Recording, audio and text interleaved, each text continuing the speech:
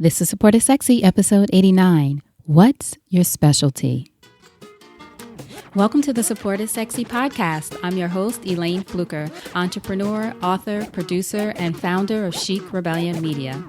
5 days a week, Monday through Friday, I talk to women entrepreneurs who share their journeys and the true stories of their wins and their lessons, and give you insight and inspiration to take your business and your life to the next level.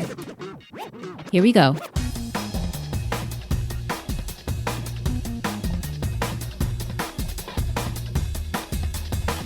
Hi, everyone. Welcome to a new episode of Support is Sexy. I am thrilled to have you here because you know it just would not be the same without you. So today I wanted to share with you something that has come up in the past few interviews that I've done, and we have some all new interviews coming up for you. I'm really excited. Some really great women. All of them have been great women, but some really great new women coming up for you to listen to those interviews.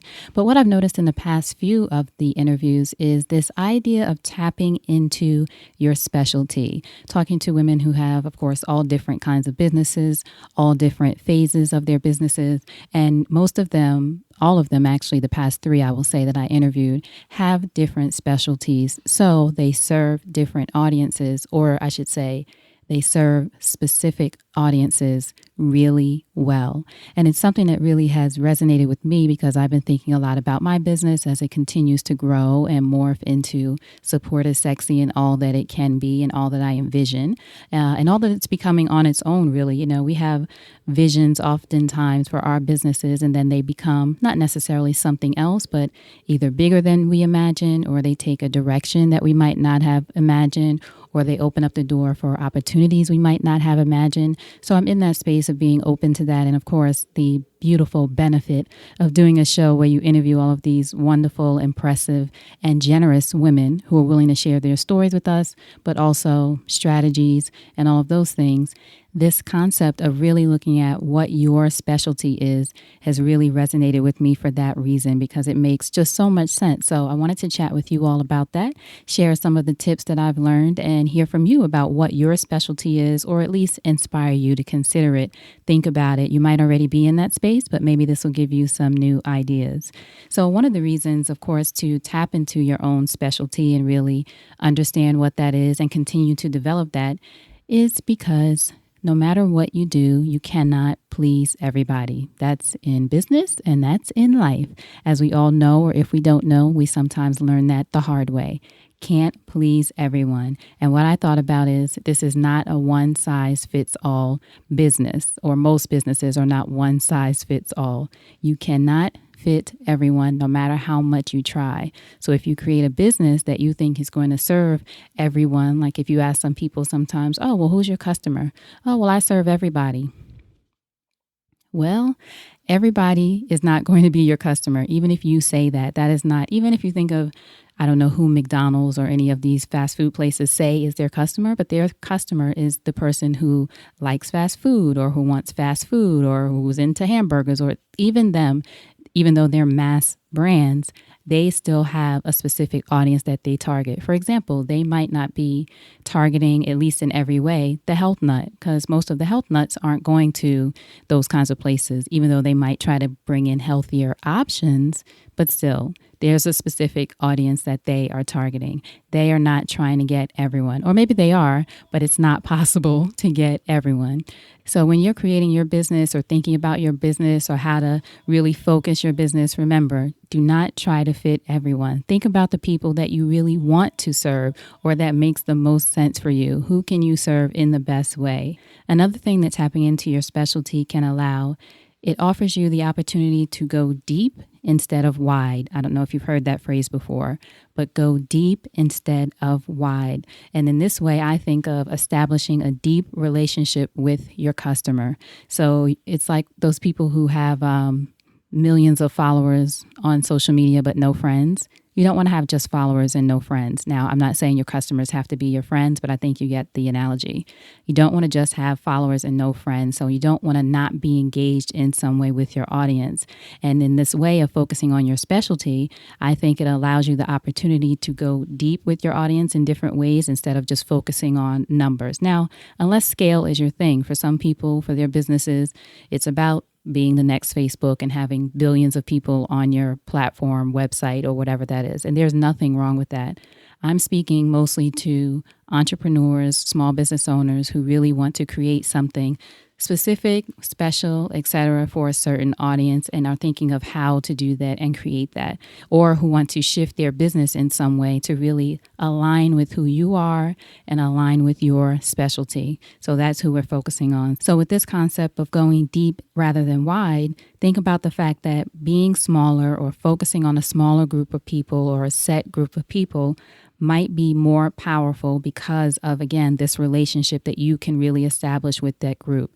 They know that you are there to serve them or their specific need. You're not trying to serve everyone. You're focused on them. It also opens the door for more honest feedback, I think, when you're focused on a smaller audience. Now, of course, if you're mass, you get massive amount of feedback. But again, if you want things that'll really help you shift your business, having a specialty, going in with your own experience, with your own stories, with your own expertise, and being able to share that with your audience, have them know that you sincerely understand them and have experiences that might be shared with them, offers the opportunity for you to go deep rather than wide. Another thing focusing on your specialty offers is I believe it helps you create an offer that really fits your audience needs. Like we kind of said in the last one, you can create something that is exceptional rather than mediocre. Have you ever seen some products or experienced some products or services that they're okay, but it's not fantastic? It's not something you're going to write home about. It's not something you're going to blog about, post about, any of those things that we do about the things that we love, because it's just all right. And usually that's because I think people are going through the motions, if you will. Whereas if you create something and you do it exceptionally well for your audience, that'll be something to remember. So why not be great at something rather than being good? You can be good at a bunch of things, but what are you great at? And that's something I've been asking myself based on one, like I said before, for all of us, who you are as a person and how your business and what you're creating aligns with who you are as a person. Also, what you want to create, what sexy thing you want to create in the world. How does that align with who you are and with your skills, your expertise, your experience, your past history, and all the things that you've done and experienced over time? How does that all align in some way into your business and allow you to create something exceptional for your audience, for this group that you decided that you're going to specialize in? And, contrary to what we might think, I think focusing on a specialty doesn't limit what you offer. It actually gives you more options for what you can offer. You think, not being mass means I'm going to have a limited number of options for working with people or limited number of options for what I can offer.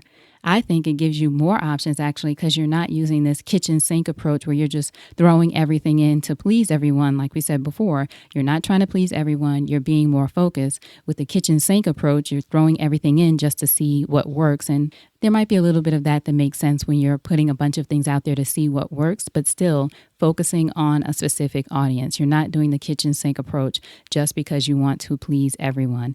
This gives you more opportunity to be selective, and it's not a limitation. You're being selective in what you offer your audience. Another thing that I love about this idea of tapping into your specialty is it allows you to establish a point of differentiation. How are you different from other brands, services, and things out there? Not that we're doing the comparison, but still, what is unique about you? What are you offering that is exceptional to this specific audience that you either don't see out there or that doesn't feel like it satisfies you as a customer and that you believe other people might want to experience in a different way, or that you see out there and you don't love it and you want to do something different, or that's missing? All of these different variations of why you want to create the thing you want to create. But what makes your offering different? And one of the things that I heard Pat Flynn say on not even his own podcast, I think he was a guest on another podcast. Pat Flynn's podcast is Smart Passive Income. I love it and listen to it every Wednesday. But in an interview, I think he was doing it about his book, and he said this quote, "Different is better than better." And I talk about that. I quote that all the time to people. Different is better than better. Of course, it's good to be great, but in what ways are you different? So in what ways are you different from what's already out there? And that doesn't have to be, You don't have to be pressed to be different, or you don't have to push yourself into spaces where you're not comfortable, or actually it's good to be uncomfortable, but in the spaces where you don't feel like it's really your expertise just for the sake of being different, but truly thinking about how are you different. And, first starting from the position of, well, you're you, so that makes you different. And now what else?